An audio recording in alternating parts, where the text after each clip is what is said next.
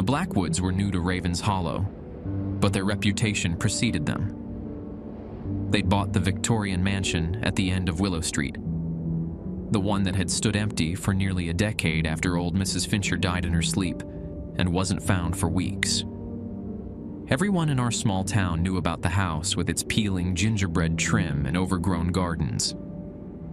Everyone avoided it.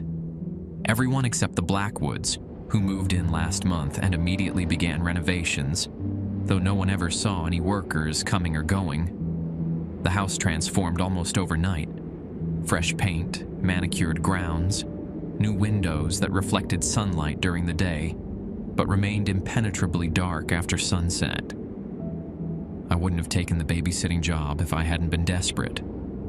My car needed repairs that would cost more than I made in a month at the diner, and my college tuition payment was due in 2 weeks. When Mrs. Blackwood approached me at the end of my shift, laying a cool hand on my wrist and offering double the going rate to watch their daughter for a single night, saying no felt like an unaffordable luxury. "We've heard you're responsible, Eliza," she said, her voice carrying a faint accent I couldn't place. Her eyes were an unusual amber color that seemed to catch the diner's fluorescent lighting in unnatural ways. "Mabel needs someone trustworthy." I'd never seen the Blackwoods' daughter around town or at the local school. When I mentioned this, Mrs. Blackwood smiled thinly. "Mabel has special needs. We homeschool her." "I don't have much experience with special needs children," I admitted. "She's not difficult," Mr. Blackwood interjected, appearing beside his wife so suddenly I startled. He was tall and gaunt, with the same unusual amber eyes as his wife. "She mostly keeps to herself. You'll just need to follow our rules precisely." They both stared at me expectantly, their identical eyes unblinking. The diner suddenly seemed too quiet, as if everyone was listening while pretending not to. "What kind of rules?" I asked, trying to sound professional. "Simple routines. Children thrive on structure," Mrs. Blackwood replied. "We'll provide detailed instructions. Nothing complicated." I needed that money, and it was just one night. "When do you need me?" Their smiles widened in perfect synchronization. "Friday evening. We'll be attending a special event and won't return until dawn Saturday." Mrs. Blackwood slid a thick, cream-colored envelope across the counter. "Our address and half your payment in advance. The rest when we return." Inside the envelope was $150 in crisp bills and a card with elegant calligraphy. "The Blackwood Residence, 13 Willow Street." On the back, in the same flowing script, "Arrive promptly at 6 p.m. Not earlier, not later." Friday arrived quicker than I'd hoped. I spent the week asking subtle questions around town, learning frustratingly little about the Blackwoods. They kept to themselves. They had no visitors. They ordered groceries online rather than shopping locally. The few who had interacted with them described the same details: their unusual amber eyes, their formal way of speaking, their excessive politeness that somehow made people more uncomfortable rather than less. My best friend Nan, whose mother worked at the town records office, told me the Blackwoods had bought the house in cash, with paperwork filed by a law firm from 3 states away. "And get this," she'd whispered during lunch break, "they requested copies of all historical documents about the property going back to its construction in 1897.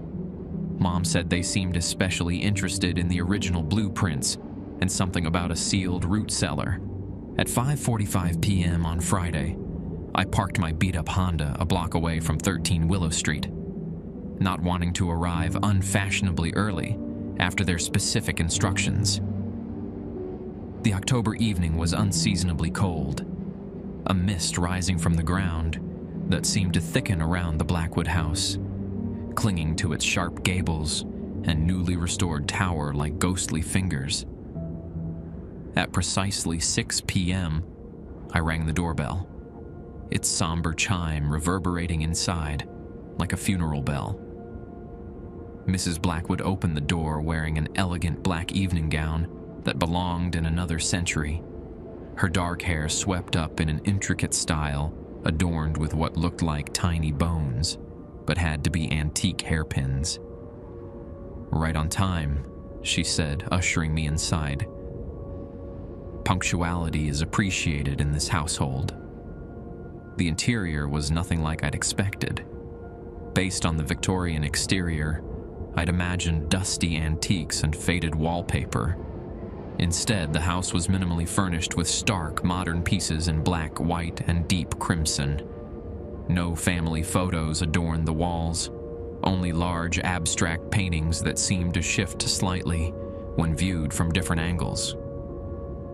Mr. Blackwood descended the sweeping staircase, similarly dressed in formal black attire that emphasized his unnaturally pale skin. "Mabel is already in bed," he said without preamble. "She shouldn't wake until precisely 11 p.m. for her evening routine." "She's asleep? At 6 in the evening?" I asked, immediately regretting the question when both Blackwoods stared at me with identical expressions of mild disapproval. "Mabel's circadian rhythm is unconventional," Mrs. Blackwood explained. "She requires exactly 17 hours of sleep per day, broken into specific intervals." "Of course," I nodded, as if this made perfect sense. "Should I check on her, or—" "Absolutely not," Mr. Blackwood interrupted sharply. His expression immediately softened to something attempting warmth, but achieving only a mechanical approximation. "That is, not until 11 p.m. precisely. Mabel's sleep is easily disturbed, and the consequences can be challenging." Mrs. Blackwood handed me another cream-colored envelope, this one sealed with dark red wax impressed with an unusual symbol, something like a tree with too many branches, or perhaps a many-limbed figure. "Inside you'll find our contact information and Mabel's care instructions. Please read them thoroughly before 11 p.m. and follow them without deviation." Her amber eyes held mine with uncomfortable intensity. "For Mabel's well-being, and your own.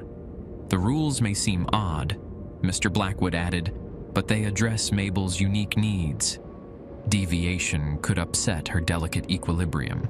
We'll return at dawn," Mrs. Blackwood continued. "You're welcome to use the kitchen and living room, but please remain on the ground floor except when attending to Mabel. The basement and attic are strictly off-limits due to ongoing renovations. And our private quarters on the 3rd floor," Mr. Blackwood added. "Also off-limits." I nodded, clutching the envelope. "I understand." "One last thing," Mrs. Blackwood said, her hand on the doorknob. "If anyone comes to the door or calls the house phone, do not acknowledge them in any way. We're not expecting visitors, and Mabel becomes distressed by unexpected social interaction." They departed without further explanation, leaving me alone in the eerily quiet house. As their car pulled away, I could have sworn I heard a faint scratching sound from somewhere above, like fingernails dragging slowly across wood. With trembling fingers, I broke the wax seal and unfolded the heavy parchment within. The parchment unfolded into 3 pages of the same elegant calligraphy, titled Care Instructions for Mabel. The first page contained what appeared to be a schedule, 6 p.m. to 11 p.m. Mabel's first sleep cycle, do not disturb, 11 p.m. to 11:17 p.m. Evening routine, see specific instructions, 11:17 p.m. to 3:43 a.m. Mabel's second sleep cycle, regular monitoring required, 3:43 a.m., 4 a.m., midnight nourishment, see specific instructions. 4 a.m., dawn, Mabel's third sleep cycle, do not disturb. The oddly specific times sent a chill down my spine. What kind of child adhered to a schedule measured to the minute? And who called 3:43 a.m. midnight? The second page contained a list of rules, each written in blood-red ink that seemed to shimmer faintly in the living room's dim light. Rules for Mabel's care. Rule 1. Do not enter Mabel's room before 11 o'clock p.m. precisely. Early entry will disrupt her sleep cycle and cause distress. Rule 2. Mabel must consume 6 ounces of the prepared red liquid in the refrigerator, labeled M's evening refreshment during her evening routine. She must finish every drop. Rule 3. The music box on Mabel's dresser must be wound exactly 3 times and played during her evening consumption. No more, no less. Rule 4. Always speak to Mabel in a whisper. Her auditory sensitivity makes normal speech painful. Rule 5. Mabel's room must remain illuminated by candlelight only. The candles, provided on her dresser, must remain lit until she returns to sleep. If any candle extinguishes, relight it immediately. Rule 6. The mirrors in Mabel's room have been covered for her comfort. Do not uncover them under any circumstances. Rule 7. Mabel may ask to look out the window. This is strictly prohibited after sundown. Rule 8. If Mabel requests a bedtime story, read only from the book provided on her nightstand. Do not substitute other reading material. Rule 9. When checking on Mabel during her second sleep cycle, maintain a distance of at least 3 feet from her bed. Do not touch her, even if she appears distressed. Rule 10. During her midnight nourishment, Mabel must consume the entire preparation in the blue container marked with today's date. She may resist. However, complete consumption is non-negotiable. Rule 11. If you hear scratching from inside the walls, recite the rhyme written on the back of this page 3 times. The sound should subside. Rule 12. Should Mabel ask about the others, change the subject immediately and notify us upon our return. Rule 13. In case of power failure, use only the matches and candles provided in the kitchen drawer marked emergency. Do not use flashlights or battery-powered devices. Rule 14. If Mabel speaks in any language other than English, record her exact words on the notepad by the telephone without attempting to respond. Rule 15. Under no circumstances should Mabel be permitted to leave her room. The door must remain closed when you are not actively attending to her needs. I flipped to the 3rd page, which contained detailed descriptions of where to find everything I would need. Mabel's refreshments, in specific containers in the refrigerator, the emergency supplies, and a curious note about a protective boundary of salt around Mabel's bed that must remain unbroken throughout the night. On the back was the rhyme referenced in Rule 11. Whisper, whisper, in the walls, what walks the night within these halls? By spoken word and candle's light, return to shadow, flee from sight. At the bottom of the page, a final instruction was written in larger, bolder letters. If all else fails, and Mabel's behavior becomes severely abnormal, call the number provided and say only these words: the sapling seeks the old root. Then lock yourself in the iron-reinforced pantry in the kitchen until we return. My hand trembled as I set the pages down on the coffee table. These weren't care instructions for a special needs child. They were more like containment protocols. I glanced at my phone, 6:23 p.m. Still more than 4.5 hours before I would meet Mabel. Part of me wanted to leave immediately, abandon the job and the promised second payment, drive away from this house with its bizarre rules and creeping sense of wrongness. But my practical side argued against overreaction. Perhaps Mabel had severe autism or another condition that required strict routines. The covered mirrors, the whispered speech, the candlelight instead of electric lights. Those could all be accommodations for extreme sensory sensitivities. The odd specific times and seemingly ritualistic elements might be comforting to a child who needed rigid structure. Besides, I'd already accepted half the payment. And where would that leave Mabel if I abandoned her?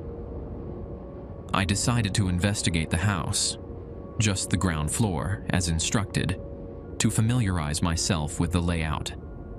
The living room opened into a formal dining room with a long table of dark polished wood and 8 high-backed chairs. No family photos here either, just more of those unsettling abstract paintings. The kitchen was unexpectedly modern, with sleek stainless steel appliances and stark white countertops.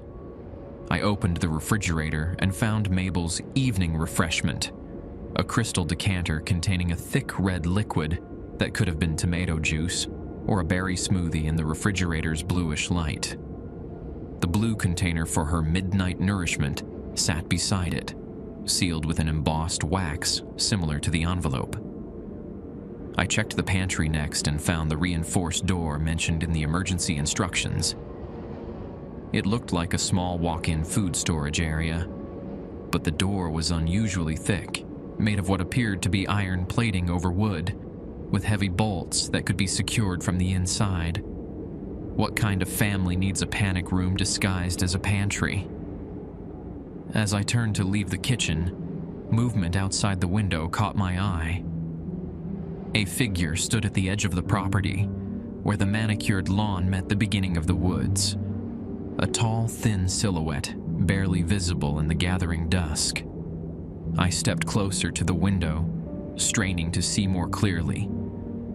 The figure raised what looked like a hand in greeting, then took a deliberate step forward. As it moved into a patch of clearer visibility, I realized with growing unease that its proportions weren't quite right. The limbs seemed too long, the neck too thin to support what should have been a head. The telephone rang, its sudden shrill tone making me jump. I recalled Mrs. Blackwood's instruction not to answer, but my eyes remained fixed on the disturbing figure outside. It had taken another step closer, and I could now see that what I had taken for clothing was actually... The phone continued ringing insistently. I tore my gaze away from the window to glance at the antique rotary phone mounted on the wall. When I looked back outside, the figure was gone. I backed away from the window, heart pounding.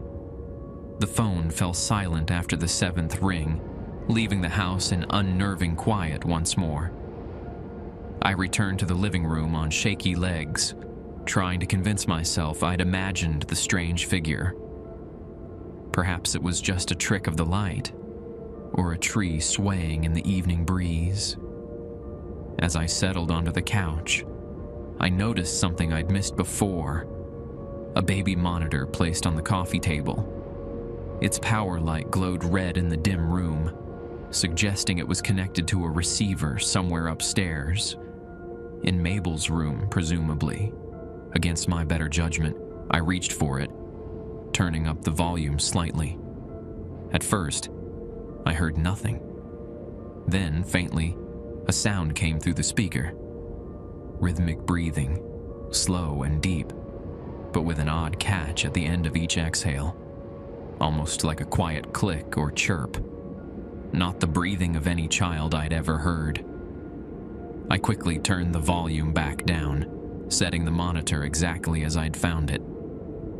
The rules had said not to disturb Mabel until 11 p.m. precisely, and I intended to follow that instruction to the letter. The house creaked and settled around me as evening deepened into night. Once, I thought I heard that scratching sound again, coming from inside the walls, but it subsided before I could determine its source. At 10:30 p.m., I gathered what I would need for Mabel's evening routine. The crystal decanter from the refrigerator, now sitting out to warm to room temperature as specified in the instructions. I found the matches and additional candles in a drawer by the sink, exactly where the instructions indicated they would be. At 10:55 p.m., I began climbing the sweeping staircase to the 2nd floor, my heart pounding faster with each step. The upper hallway was long and lined with doors on both sides, all closed except for one at the far end that stood slightly ajar. A soft golden glow of candlelight spilled from the opening. Mabel's room. I checked my phone. 10:58 p.m. 2 minutes until I was permitted to enter. I stood outside her door, listening. The strange breathing I'd heard on the monitor was audible even through the door, but now it seemed faster, as if in anticipation, as if Mabel knew I was waiting. My phone changed to 11 p.m. precisely. Taking a deep breath, I pushed the door open and stepped into the candlelit room to meet the Blackwood's daughter. The bedroom was larger than I'd expected, with high ceilings and walls painted a deep burgundy that appeared almost black in the flickering candlelight. Heavy velvet curtains covered the windows, and as instructed, all mirrors were draped with dark cloths. In the center of the room stood an ornate four-poster bed with a canopy of midnight blue fabric. Inside lay a small figure bundled under thick blankets. "Mabel," I whispered, remembering Rule 4 about speaking only in whispers. "It's time for your evening routine. I'm Eliza, your babysitter for tonight." The bundle stirred. Slowly, the blankets pulled back to reveal a girl who appeared about 8 years old, with porcelain-pale skin and straight black hair that fell to her waist. She sat up with deliberate, graceful movements that seemed oddly practiced, like a performer in a music box. Then she opened her eyes. They were amber, identical to her parents', but where theirs had been unsettling, Mabel's were genuinely disturbing. Too large for her small face, with a faint luminescence that caught the candlelight like a cat's eyes reflecting headlights.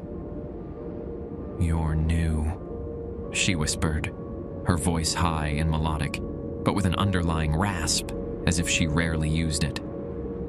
"Where is Miss Winters?" I hesitated, uncertain who Miss Winters was. "Your parents asked me to stay with you tonight. They'll be back at dawn."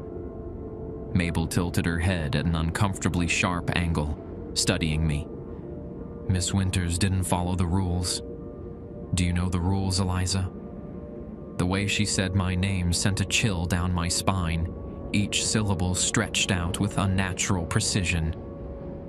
"Yes," I replied, trying to keep my voice steady. "Your parents left detailed instructions. It's time for your evening refreshment." I approached the bed, remembering to maintain the 3-foot distance specified in Rule 9, though that applied specifically to her second sleep cycle. Up close, I noticed more unsettling details. Mabel's fingernails were slightly too long and came to sharp points, and beneath her pale skin, her veins were visible, but seemed to pulse with darker fluid than normal blood. "The music box first," she whispered, pointing to an ornate silver object on her dresser. 3 turns.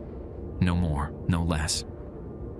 Following Rule 3, I wound the music box exactly 3 times. It began playing a haunting melody I didn't recognize, something in a minor key with discordant notes that seemed to hang in the air longer than they should. Mabel closed her eyes, swaying slightly to the music. Now, my refreshment. I poured the thick red liquid into the crystal glass provided. It had the consistency of tomato juice but smelled faintly metallic. I tried not to think about what it might be as I handed it to her, careful not to touch her fingers.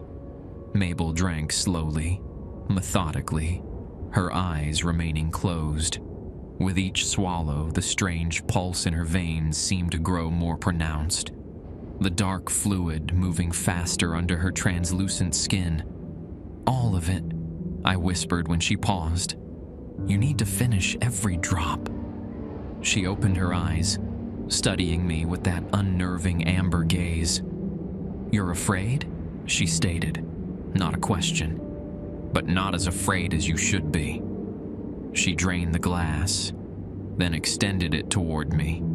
A drop of the red liquid clung to her upper lip, which she licked away with a tongue that seemed just slightly too long, too pointed. "Would you like to hear why Miss Winters isn't here anymore?" she asked, her whisper dropping even lower. I shook my head, taking the empty glass and setting it on the dresser. "It's time for your second sleep cycle now, Mabel. Is there anything else you need before—" "A story," she interrupted, pointing to the leather-bound book on her nightstand. "From the special book. It helps me sleep." I picked up the book, surprised by its weight and the unnatural warmth of its leather binding. The cover was blank, except for a symbol matching the wax seal from the envelope. That strange tree with too many branches, or perhaps a figure with too many limbs. "Any particular story?" I asked, opening to the table of contents. The chapter titles were in a language I didn't recognize, angular symbols that hurt my eyes to look at directly. "Page 43, Mabel said, settling back against her pillows. "The sapling and the root. It's my favorite." I found the page, relieved to see that the story itself was written in English, though in an archaic style with unfamiliar words scattered throughout the text. I began reading in a whisper as instructed. "In the time before time, when the old ones still walked between worlds, there grew a sapling at the edge of the great darkness. Unlike its kin, who stretched their branches toward the light, this sapling yearned for what lay beneath, sending its roots deep into the shadows where no living thing should grow." As I read, Mabel's breathing changed, becoming shallower and more rapid. Her eyes remained open, fixed on the ceiling, and in the flickering candlelight, I could have sworn they were growing larger, the amber color spreading to where the whites should be. The deep root welcomed the sapling's seeking tendrils, for it had waited eons for such communion. "What is planted in darkness shall bear fruit in light," whispered the deep root. "What is born of two worlds shall open the way for those who hunger beyond the veil." Mabel's lips moved in perfect synchronization with the words, as if she knew the text by heart. A thin line of dark fluid trickled from the corner of her right eye, like a tear, but too thick, too dark. Thus began the binding, a pact written in substances beyond blood, beyond bone. The sapling would wear the light as a mask, would walk among the unknowing until the fruit ripened and the way could be opened once more. My voice faltered as I realized I was reading no ordinary bedtime story. This was something else, something that felt like a history, or worse, a prophecy.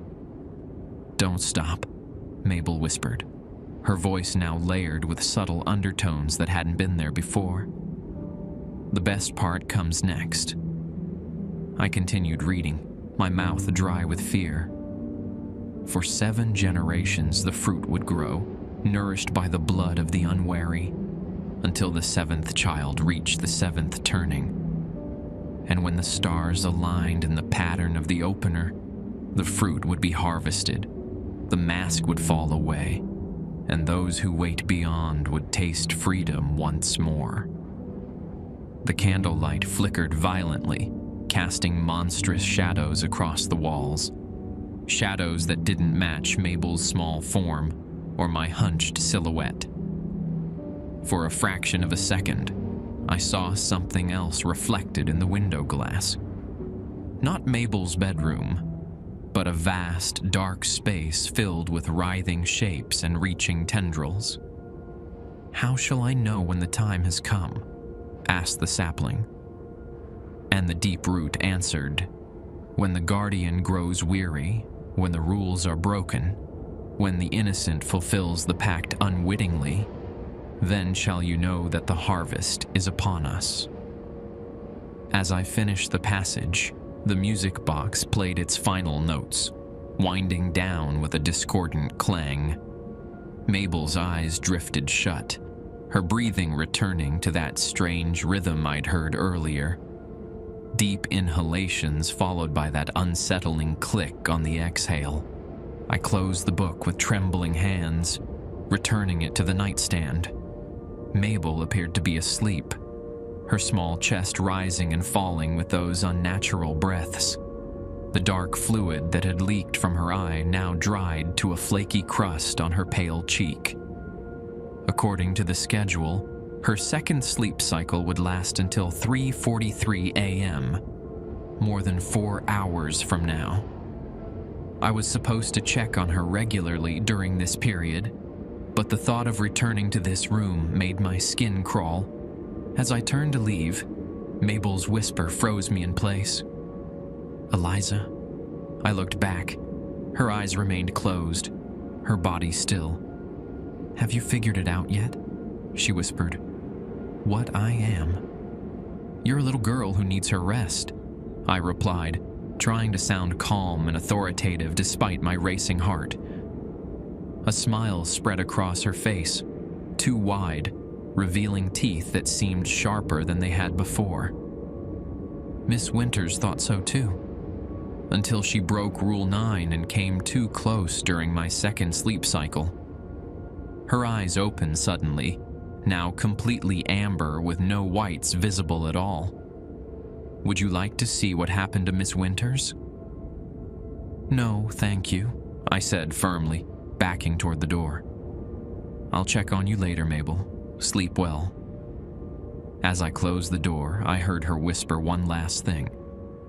"The others are restless tonight. They know it's almost time." I hurried downstairs to the living room, my mind racing with what I'd just witnessed. The strange story, Mabel's disturbing transformation as she drank the red liquid, her cryptic warnings about Miss Winters, whoever that was, and the others mentioned in Rule 12. What had I gotten myself into? And more importantly, how was I going to survive until dawn? Back in the living room, I paced nervously, checking my phone to see if I had any reception. The signal showed one fluctuating bar, not enough to reliably call for help, assuming I even had a coherent explanation for what was happening. What would I say? I'm babysitting a child who might not be human, who drinks something that looks like blood, whose bedtime story sounds like an eldritch prophecy. I tried texting Nan anyway. "At Blackwood House.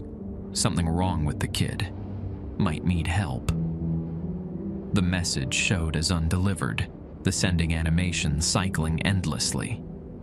The baby monitor on the coffee table emitted that strange, rhythmic breathing, accompanied now by occasional whispers too faint to make out. Was Mabel talking in her sleep, or was she speaking to someone, or something, else in her room? I checked the time. 11:43 p.m. 4 hours until the cryptic midnight nourishment at 3:43 a.m. The rules stated I needed to check on Mabel regularly during her second sleep cycle, but after our disturbing interaction, I was reluctant to return upstairs. A sudden scratching sound from inside the walls made me freeze. It started faint, but grew louder, more insistent, like fingernails or claws dragging against wood and plaster. I recalled Rule 11. If you hear scratching from inside the walls, recite the rhyme written on the back of this page 3 times. The sound should subside. With trembling hands, I retrieved the instruction pages from the coffee table and flipped to the back where the rhyme was written. Whisper, whisper in the walls. What walks the night within these halls? By spoken word and candle's light. Return to shadow. Flee from sight. The scratching intensified, now coming from multiple locations. Behind the fireplace, inside the ceiling, within the wall beside the staircase. It sounded like dozens of small creatures moving in unison, converging on the living room. "Whisper, whisper, in the walls," I began, my voice shaking. "What walks the night within these halls?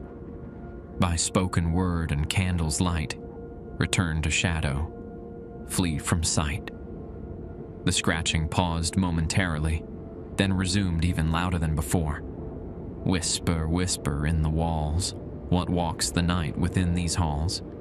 By spoken word and candle's light, return to shadow, flee from sight." Again the scratching paused, longer this time. The house felt like it was holding its breath, waiting. "Whisper, whisper in the walls," I recited for the third time, more confidently now. "What walks the night within these halls? By spoken word and candle's light, return to shadow, flee from sight." The scratching stopped completely, replaced by an unnerving silence so profound I could hear the blood rushing in my ears. Then, from the baby monitor, came Mabel's whispered voice. "They don't like you, Eliza. The others, they say you don't belong here." I snatched up the monitor, staring at it in horror. I hadn't pushed any buttons, hadn't activated any talk function. How could she hear me? How could she respond? "They remember the taste of Miss Winters," Mabel's voice continued, the monitor crackling with static between her words. "Sweet and afraid, just like you." I dropped the monitor as if it had burned me. It hit the carpet with a soft thud, the impact switching it off momentarily before the red power light blinked back on. The heavy antique telephone on the wall began to ring, its shrill tone cutting through the silence. I recalled Mrs. Blackwood's explicit instruction not to answer any calls, but the insistent ringing was fraying my already strained nerves. On the seventh ring, it stopped abruptly, only to start again immediately. This pattern repeated 3 times before the house fell silent once more. I needed to check on Mabel. The rules were explicit about regular monitoring during her second sleep cycle. But every instinct warned me against returning upstairs. Perhaps I could just listen at her door without actually entering. As I debated my options, a new sound emerged, a soft, melodic humming coming from the dining room. I followed the sound cautiously, finding the room exactly as I had left it, except for one detail. All 8 dining chairs had been pulled away from the table and now faced the entrance, arranged in a semicircle, as if for an audience.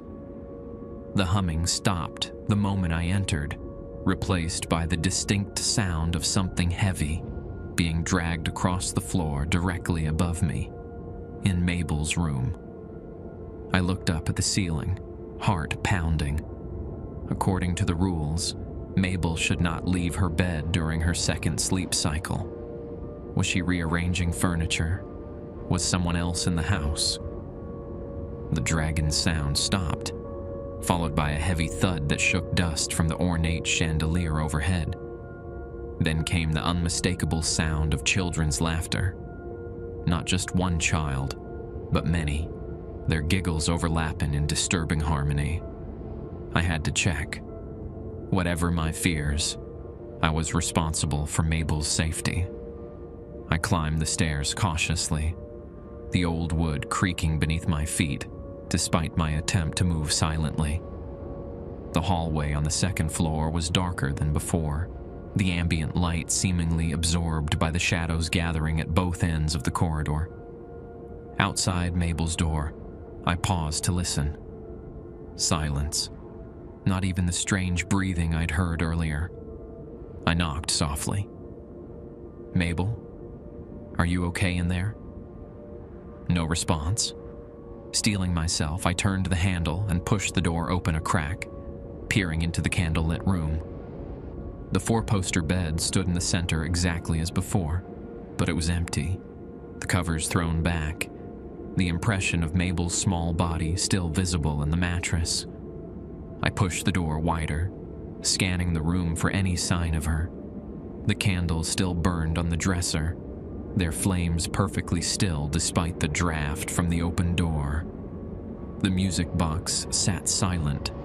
The leather-bound book remained on the nightstand.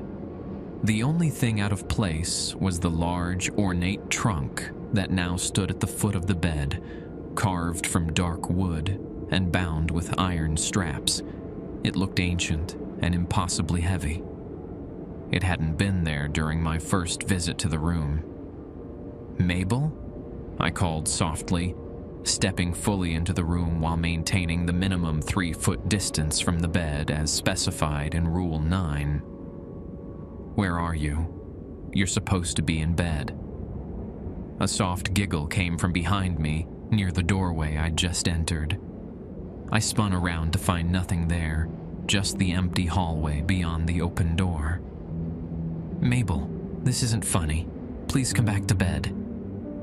Another giggle, this time from the closet on the far side of the room. The door was ajar, darkness spilling from the small opening. I approached cautiously, hyper-aware of the rules I might be breaking. The Blackwoods hadn't specified what to do if Mabel left her bed during her second sleep cycle. Was I supposed to coax her back? Leave her alone? Call the emergency number? As I reached for the closet door, the heavy wooden trunk at the foot of the bed creaked open behind me. I whirled around to see the lid rising slowly, as if pushed from within. "Eliza," came Mabel's whisper from inside the trunk. "I found where they keep the others." I backed away, unsure which was worse, approaching the trunk or allowing whatever was inside to emerge on its own. "Mabel, please come out and get back in bed. Your parents left specific instructions." "Parents?" Another giggle, this time from under the bed. "Is that what they told you they were?" Something was very wrong. The voice sounded like Mabel's, but it seemed to be coming from multiple locations simultaneously. And no child, no matter how agile, could move from the trunk to under the bed without me seeing them. "The trunk," the voice continued, now coming from the closet again. "Look inside the trunk, Eliza. See what happens to babysitters who break the rules." Against every instinct for self-preservation, I edged toward the trunk, which now stood fully open. I needed to see if Mabel was actually inside, if she was hurt or playing some twisted game. I peered over the edge into the trunk's dark interior. Empty. No, not empty. Something lay at the bottom, partially hidden by shadow. I leaned closer, squinting in the dim candlelight. A name tag, the kind worn by service workers, with a name printed in faded blue letters. Jessica Winters. A chill ran through me as I recalled Mabel's earlier question. "Would you like to see what happened to Miss Winters?" The trunk slammed shut with such force that I jumped back, narrowly avoiding smashed fingers. Childish laughter erupted from all corners of the room simultaneously, rising in pitch and intensity until it became almost painfully shrill. "Mabel, stop this!" I demanded, trying to sound authoritative despite my growing terror. "Come out right now." The laughter cut off abruptly. In the sudden silence, I heard movement from beneath the bed, a shuffling, dragging sound like something pulling itself across the floor. A small, pale hand emerged from under the bed frame, followed by another. Not a child's hands. The fingers were too long, the joints bent at unnatural angles. The hands gripped the carpet, pulling forward to reveal thin arms mottled with bruise-like markings, then a head of long black hair that fell forward, concealing the face. I backed toward the door as the figure continued its grotesque emergence, It moved like a broken marionette, limbs jerking and twisting as it pulled itself upright at the foot of the bed. "Eliza," it whispered, still facing away from me. "Do you want to play hide and seek?" Miss Winters played with me. She hid for days before the others found her. The figure's head began to turn, the movement unnaturally fluid, as if its neck contained too many vertebrae. I didn't wait to see its face. I bolted from the room, slamming the door behind me and racing down the hallway. The childish laughter resumed, now seeming to come from inside the walls themselves, following me as I fled downstairs. In the living room, I grabbed my phone and keys, ready to abandon the job and the house entirely. But as I turned toward the front door, I froze. The dining room chairs, all 8 of them, had been moved again. They now formed a circle in the center of the living room, and seated in each one was a child-sized silhouette, made of what looked like twisted shadows. They sat perfectly still, featureless heads turned toward me in unison. "The others," I whispered, remembering Rule 12. Should Mabel ask about the others, change the subject immediately, and notify us upon our return? As one, the shadow children raised their arms, pointing toward the staircase behind me. I didn't need to turn around to know what I would see. Mabel, or whatever was pretending to be Mabel, descending the steps. The front door was past the circle of chairs and their occupants. I could make a run for it, but something told me these shadow children could move much faster than they appeared, that their stillness was temporary, a predator's pause before striking. My phone buzzed in my hand. A text message had finally gone through. Nan had responded. "What's wrong? Need me to call someone?" Before I could reply, the phone went dead, its screen fading to black despite being almost fully charged. In the same moment, every light in the house extinguished, plunging the room into darkness, broken only by the faint moonlight filtering through the curtained windows. Rule 13. In case of power failure, use only the matches and candles provided in the kitchen drawer marked "Emergency." Do not use flashlights or battery-powered devices. I had no choice but to follow the rules. It was that, or face whatever waited in the darkness. Mabel, the others, or something worse. Feeling my way along the wall, I made it to the kitchen and found the drawer labeled "Emergency" by touch. Inside were matches and thick black candles, unlike the white ones in Mabel's room. I struck a match with trembling fingers and lit one of the candles. The flame flickered to life, casting a circle of warm light that pushed back the darkness. But the candle's light revealed something I hadn't noticed before. Symbols drawn on the kitchen floor in what looked like salt or white sand, forming an intricate pattern around the central island. Similar to the protective boundary of salt mentioned in Mabel's care instructions. But this was larger, more complex, with angular glyphs at key points in the design. As I studied the pattern, a new sound emerged from the darkened house. A slow, deliberate tapping, like someone walking with a cane or staff. It moved from the living room toward the kitchen, unhurried but purposeful. Tap, tap, tap. I raised the candle higher, trying to see beyond the kitchen doorway. The tapping stopped, just out of sight. Eliza.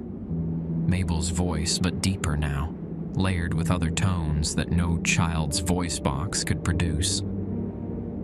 You know what happens to babysitters who pry too much, don't you? I'm just following the rules, I said, proud that my voice barely shook. There's been a power failure. I'm using the emergency candles as instructed. Good girl, the voice purred. The rules matter. They've kept us contained for so long. Us? Where are the Blackwoods? I asked, playing for time as I tried to remember if there was a back door from the kitchen. When will they be home? Laughter erupted. Not the childish giggles from before, but something ancient and cruel. The Blackwoods serve, just as you serve, just as Miss Winters served. They find us caretakers. They find us nourishment. The tapping resumed, one step into the kitchen doorway, revealing the lower half of a figure that was definitely not Mabel. The legs were too long, the proportions wrong, the feet bare and gnarled like tree roots. It wore what might have once been a child's nightgown, now yellowed with age and stained with something dark that had soaked into the fabric. "Don't step beyond the boundary," the voice warned as I backed away. "The salt circle is the only thing keeping you alive right now." I glanced down, realizing I stood inside the pattern drawn on the floor. The heavy central island, I now noticed, was positioned directly in the center of the design. "What are you?" I whispered. "We are the others," the voice replied. "The ones who wait between worlds, who hunger for what you take for granted. Freedom, flesh, life." It took another step forward, revealing a torso too thin, ribs visible through taut skin. And we've waited so very, very long. The candle flickered as if in a sudden draft, and I remembered another rule, Rule 5. If any candle extinguishes, relight it immediately. "The seventh child has reached the seventh turning," the voice continued, quoting from the disturbing bedtime story I'd read earlier. "The stars have aligned in the pattern of the opener." It took another step forward, finally bringing its face into the candlelight. I screamed. The face was Mabel's, and not Mabel's. Her delicate features stretched and distorted, as if her skin were a mask being worn by something with the wrong skull shape. The amber eyes had expanded to consume most of her face, glowing with internal light. Her mouth hung open too wide, revealing multiple rows of needle-like teeth receding into a throat that seemed to go on forever. A tunnel of darkness that shouldn't fit inside a human body. Poor Miss Winters broke Rule 9, it said, Mabel's childish voice now completely overtaken by that ancient, multi-layered tone. She came too close during my second sleep cycle. She saw what happens when I shed this skin to feed the others. I clutched the black candle, its flame my only comfort in the nightmare unfolding before me. The salt boundary on the floor separated us, but the thing wearing Mabel's stretched face showed no concern about this barrier. "The rules," I managed to say, my voice barely audible. "Your parents left rules. I'm supposed to follow them." "Parents." It laughed again, the sound echoing as if through a vast, empty space. "The Blackwoods are caretakers, just like you. They tend the sapling until the harvest. They've done so for generations." The story from the leather-bound book flashed through my mind. For 7 generations the fruit would grow, nourished by the blood of the unwary, until the 7th child reached the 7th turning. "You're the 7th child," I whispered, pieces falling into horrible place. "The sapling from the story." "Very good, Eliza. So much cleverer than Miss Winters." It gestured toward the living room with an elongated, twisted hand. "The others are the Deep Roots children, cast out long ago, trapped between worlds. Hungry, so hungry." The shadow children in the living room stirred at these words, their featureless forms rippling with anticipation. "And tonight they feast," Mabel, or whatever possessed Mabel, continued. "Beginning with you." it took another step forward, reaching the edge of the salt boundary. Where its foot touched the white line, a sizzling sound emerged, like water hitting a hot pan. It hissed in pain or irritation, withdrawing slightly. The barrier worked, at least for now. But how long would it hold? And what would happen at 3:43 a.m. when I was supposed to administer Mabel's midnight nourishment? I recalled the final emergency instruction. If all else fails, and Mabel's behavior becomes severely abnormal, call the number provided and say only these words: "The sapling seeks the old root." Then lock yourself in the iron-reinforced pantry in the kitchen until we return. The phone was dead, but perhaps the landline still worked. It might be my only chance. "You need me," I said, trying to sound braver than I felt. "For your nourishment."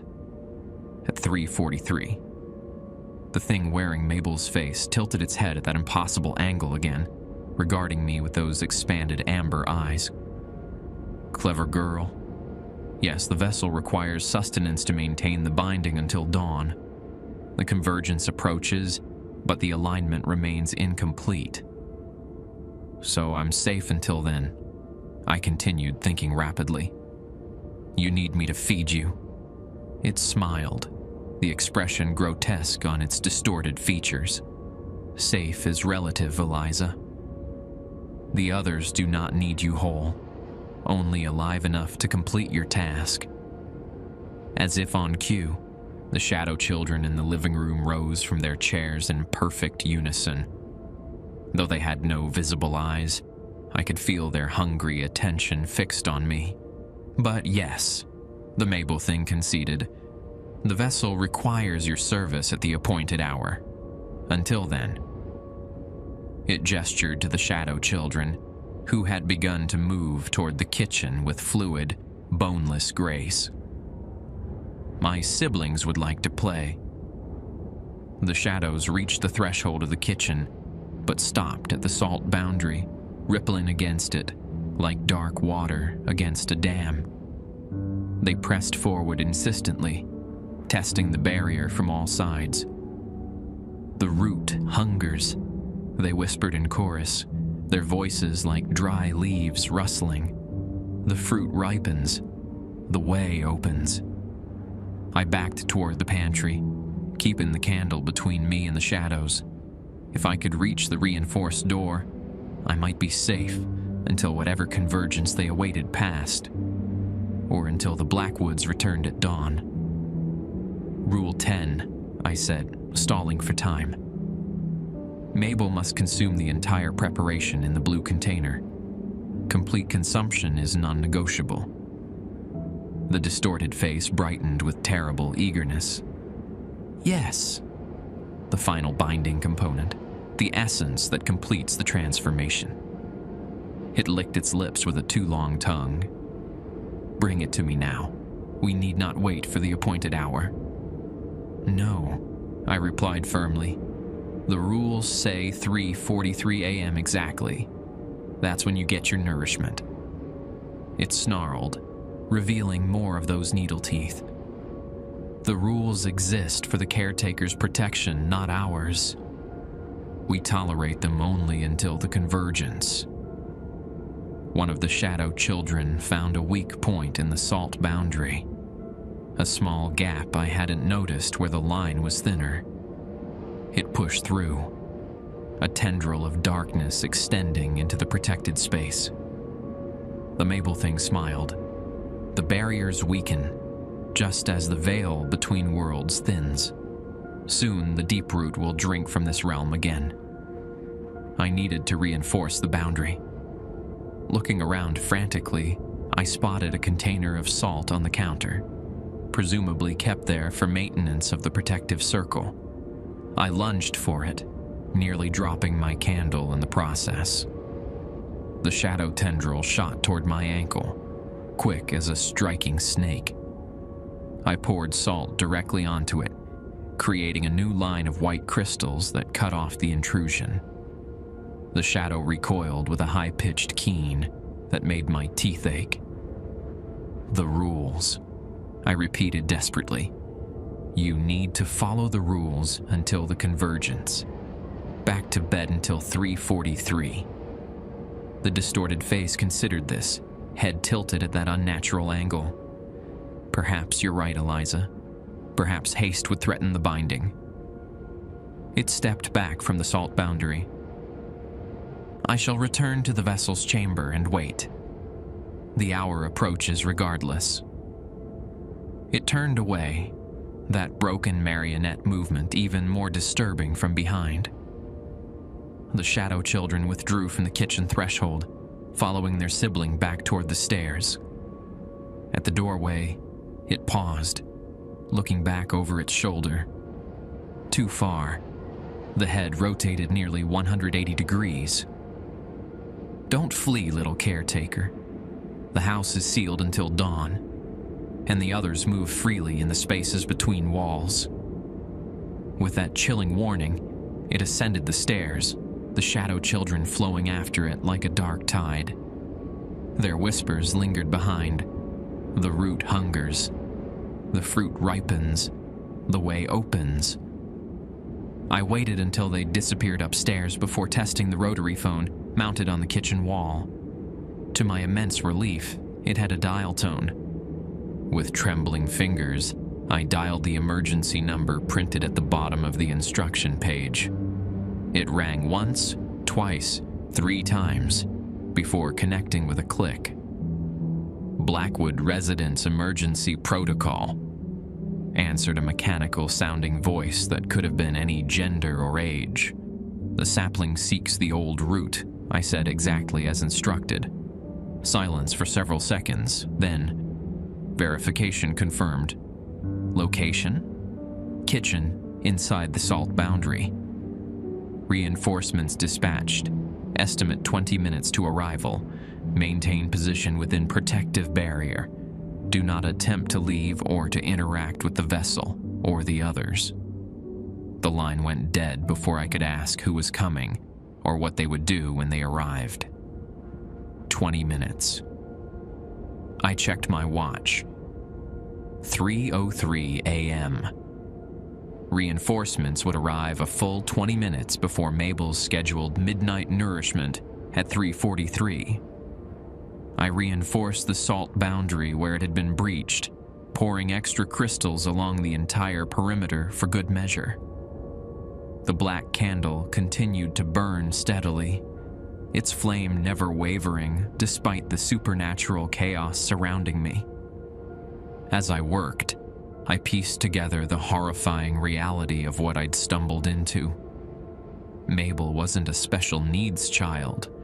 She was some kind of vessel for an ancient entity, planning to bring its kind into our world. The Blackwoods weren't her parents, but caretakers maintaining the sapling until its harvest. And I, like Miss Winters before me, was merely the latest in a long line of unwitting accomplices, hired to follow rules designed not to protect Mabel, but to contain whatever lurked within her until the proper time for its emergence. The scratching sound returned, louder than before, coming from inside the walls all around the kitchen. I recited the rhyme 3 times as instructed, but this time it had no effect. The scratching intensified, accompanied by the sound of splintering wood, as if whatever moved within the walls was breaking through. I retreated to the pantry, ready to lock myself inside as instructed. My hand was on the iron-reinforced door when I heard a small child's voice, Mabel's voice, without the ancient undertones, call from upstairs. "Eliza, help me. They're hurting me." I hesitated, torn between self-preservation and the possibility that the real Mabel, if there was a real Mabel, needed help. "Please," the voice called again, now accompanied by the sound of sobbing. "I'm scared. The others are angry." From outside came the distant sound of vehicles approaching, The promised reinforcements, perhaps. A decision had to be made: stay safely within the boundary until help arrived, or investigate the cry for help that might be genuine or might be another trap. The sobbing continued, heart-wrenching in its authenticity. "They're coming out of the walls, please." I looked down at the black candle in my hand, then at the salt boundary protecting me, and finally, at the iron-reinforced pantry door, my guaranteed safety until dawn. Then I made my choice. I chose self-preservation. "I'm sorry," I whispered to the crying voice upstairs, unsure if I was apologizing to a trapped child or to my own conscience. "Help is coming." I pulled open the pantry door and stepped inside, sealing myself behind the iron-reinforced barrier. The small space contained shelves of non-perishable food and bottled water, supplies for hiding out during exactly this kind of emergency. More salt lines had been poured across the threshold and around the perimeter of the small room, creating multiple layers of protection. The child's cries grew more frantic, then changed in tone, deepening, multiplying into that terrible chorus I'd heard before. The pretense had failed. Whatever waited upstairs wasn't Mabel, but the thing that wore her skin. "Betrayer!"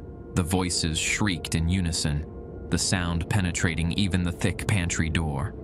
"The vessel requires nourishment." I sank to the floor, clutching the black candle like a lifeline. Outside, the sounds of arrival grew louder, car doors slamming, voices calling instructions to one another. The thing that had been Mabel howled in frustration, the cry echoed by the shadow children and whatever scratched inside the walls. The entire house seemed to shake with their collective rage. Then came a new sound, a pounding at the front door, followed by the splintering of wood as it was forced open. Heavy footsteps entered the house, multiple sets moving with military precision.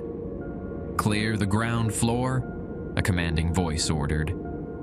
"Team 2, upstairs to secure the vessel. Team 3, reinforce the boundaries." The chaos that followed was difficult to track from my hiding place, but I could hear shouts, crashes, and occasionally screams, not all of them human. A fight was underway, and from the sounds of it, the shadow children and their twisted sibling weren't surrendering easily. Above the commotion, I heard a rhythmic chanting in a language I didn't recognize, words that seemed to slice through the air itself, carrying power in their very syllables. The house groaned and creaked in response, as if the very structure were in pain. A sudden silence fell, broken only by the continued chanting, now unified as if from multiple voices. Then came 3 sharp knocks on the pantry door. Identification: Henderson Charles, Containment Agent, Threshold Division. "Are you the babysitter?" I hesitated, wary of another trick. "Yes." "Status?" "Uninjured," I replied. "What's happening out there?" "Containment protocol in progress. The vessel attempted premature manifestation. We've initiated suppression procedures." His voice was crisp, professional, devoid of the fear any rational person should feel after encountering what lurked in this house. "Please remain where you are until the all-clear is given." I had no intention of leaving the safety of the pantry until absolutely necessary. "Who are you people? What was that thing pretending to be a little girl?" "Classified," he responded automatically. "You'll be debriefed once the situation is secure." The chanting outside rose to a crescendo, followed by an unearthly howl that made the hair on my arms stand on end. Something crashed against the wall beside the pantry, with enough force to crack the plaster. I could see the damage forming from inside, dust raining down from the ceiling. "Lose the binding! It's breaking containment!" someone shouted. "The vessel is compromised." More crashes, more inhuman screams. Then the sizzling sound I'd heard when the Mabel thing touched the salt boundary, but magnified 100-fold, as if vast amounts of the substance were being deployed. The pantry door rattled in its frame as something heavy slammed against it from outside. The iron reinforcement held, but a second impact left a visible dent in the metal. "The root comes!" shrieked a voice that still held echoes of Mabel's childish tones, though now so distorted it barely sounded human at all. "The way opens. The fruit is harvested." A third impact hit the pantry door, buckling it inward. Through the widening gaps, I caught glimpses of chaos. Men and women in tactical gear fighting shadow figures that seemed to flow like liquid darkness.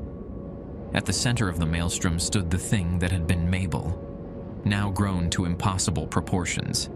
Its body elongated and twisted, limbs branching and rebranching like a tree's. "Seal the breach," commanded a woman's voice. "The convergence is at hand." The pantry door gave way completely, torn from its hinges by a writhing tendril of darkness that had once been the Mabel thing's arm. I pressed myself against the far wall, the black candle's flame my only protection, as the tendril snaked into the small space, seeking me. "The final component," hissed the multi-layered voice. "The unwitting sacrifice that completes the cycle." The tendril wrapped around my ankle despite my attempt to dodge, its touch cold as the grave and somehow sticky, adhering to my skin through my jeans. It began pulling me toward the open doorway, toward the chaos beyond. I thrust the black candle's flame against the tendril. It recoiled with a screech, releasing my ankle. In the same moment, someone appeared in the doorway. A woman in tactical gear, her face marked with strange symbols, painted in what looked like blood. "Hold this," she ordered, tossing me a small object that gleamed silver in the candlelight. I caught it reflexively, a medallion on a chain, engraved with the same tree-like symbol I'd seen throughout the house. "Keep it against your skin." I clutched the medallion in my free hand, feeling it grow warm to the touch. The woman turned back to the battle, raising what looked like a modified shotgun that fired not bullets but sprays of salt or some similar substance. Through the open doorway, I saw the full horror of what was unfolding in the kitchen. The Mabel thing had transformed completely, no longer even attempting to maintain human form. It towered to the ceiling, its body a twisted mass of branch-like limbs and root-like tendrils, pulsing with dark fluid that dripped onto the floor, sizzling where it touched the salt boundaries. At its core, where a human would have heart and lungs, glowed an amber light identical to Mabel's unsettling eyes. The tactical team, at least 8 operators that I could see, had formed a circle around it, each holding either modified weapons or objects that resembled religious artifacts from various traditions. They continued their rhythmic chanting, which seemed to constrain the creature's movements, preventing its tendrils from fully extending. The shadow children were being systematically dispersed by 2 team members, wielding devices that emitted pulses of blindingly white light. Where the light touched the shadows, they dissolved with high-pitched keens of pain. "The convergence approaches!" the creature roared, its voice shaking the house to its foundations. "The stars align! The root will drink." "Not today," replied the woman who'd given me the medallion. She raised her hand, revealing a small remote detonator. "Containment Protocol Omega authorized." She pressed the button. The floor beneath the creature exploded upward, revealing a chamber below that I hadn't known existed. The sealed root cellar mentioned in the town records, perhaps. From this chamber rose a blinding blue-white light that engulfed the creature, freezing its thrashing limbs in place. "Binding renewed," called one of the chanters. "Vessel integrity at 30% and falling." "We need a new host," the woman commanded. The sapling cannot survive in this form until the next convergence. Her gaze fell on me, still huddled in the pantry doorway. I clutched the medallion tighter, somehow knowing it protected me from whatever they were considering. "No viable candidates on site," reported another team member, checking a device that resembled a Geiger counter. "We'll need to implement protocol renewal." The creature, immobilized by the blue-white light, nonetheless managed to speak. "You cannot contain us forever. The deep root grows. The barriers thin with each cycle. One day, the fruit will ripen beyond your ability to control." "But not tonight," the woman replied. She turned to her team. "Prepare for extraction and reset. Standard amnestic protocols for the witness."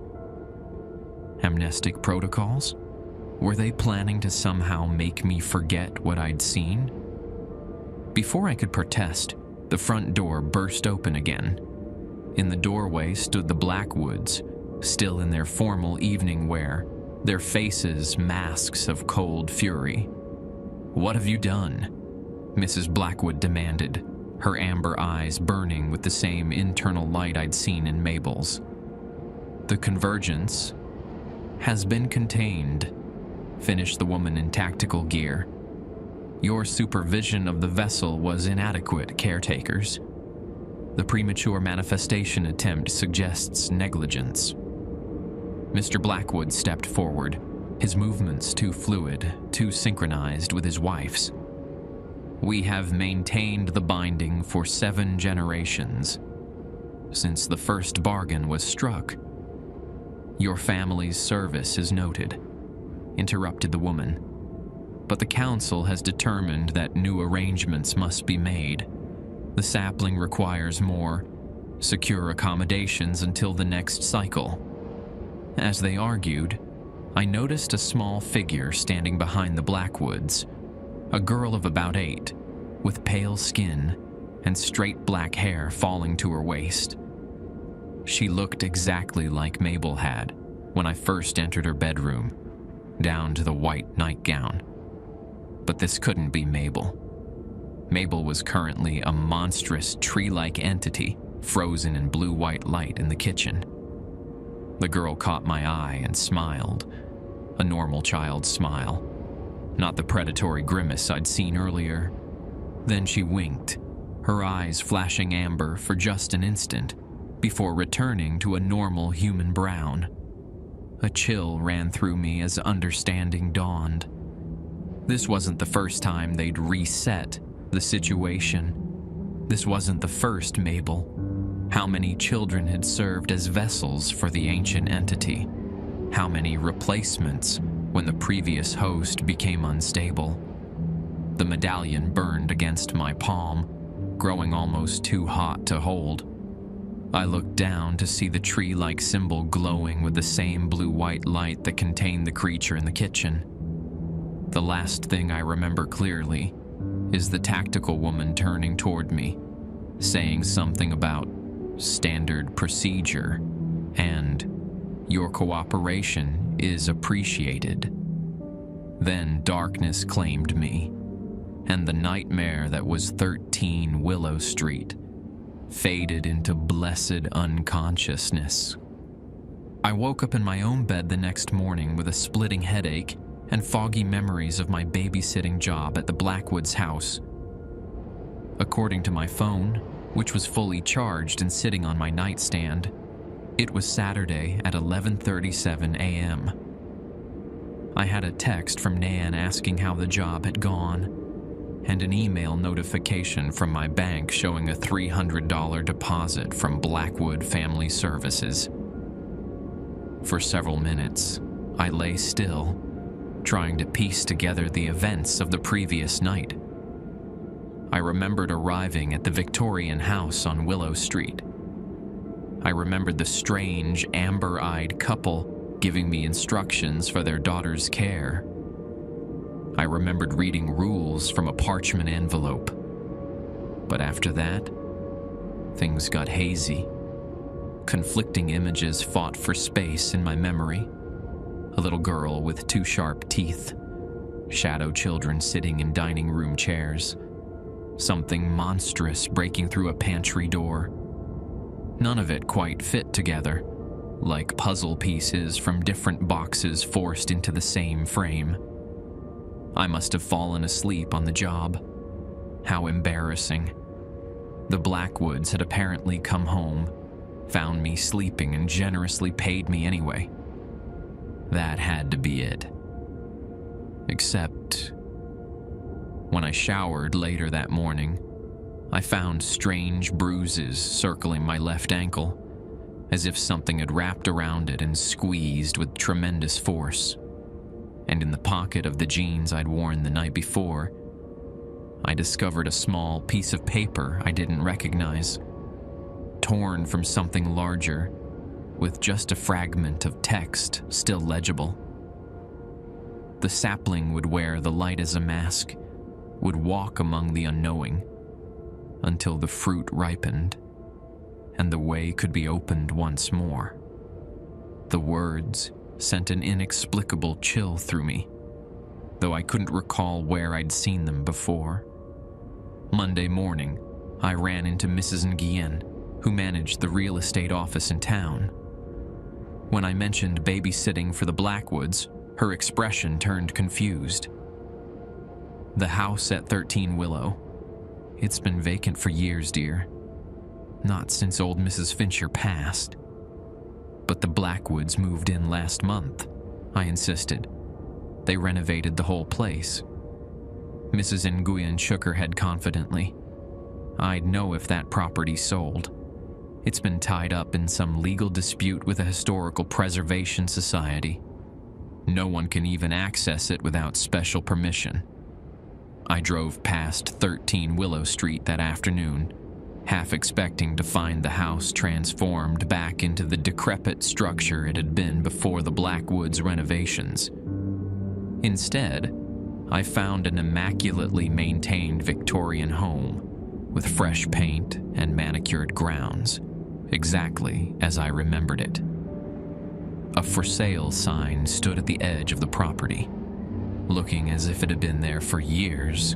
The real estate company's phone number faded by sun exposure. As I idled at the curb, the front door opened.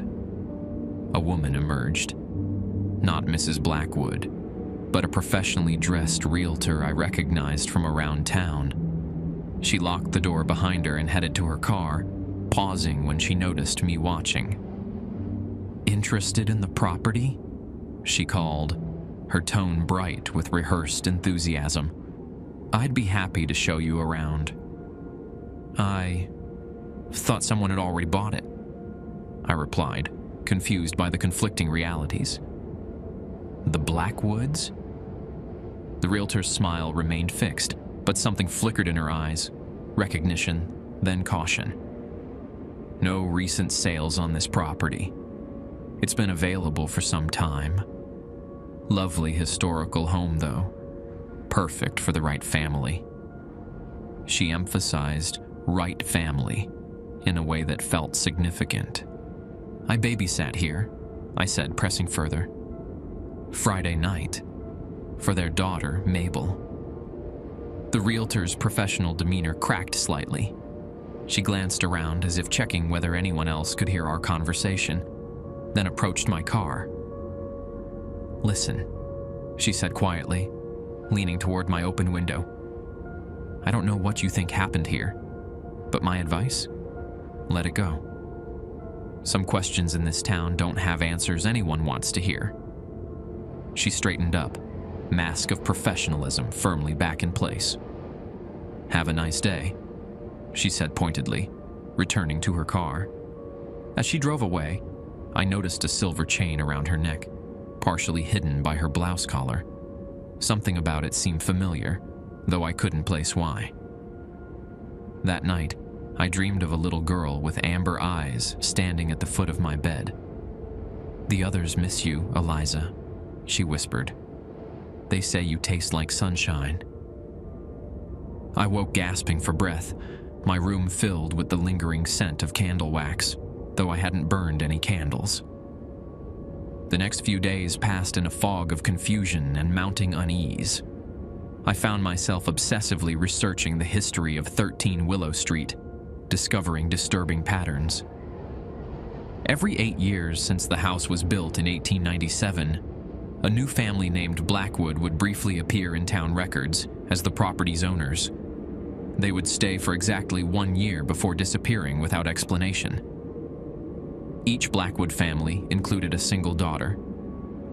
In local newspaper archives, I found occasional references to missing persons in Ravens Hollow, mostly domestic workers and babysitters. The cases were never solved. The investigations quietly closed due to insufficient evidence.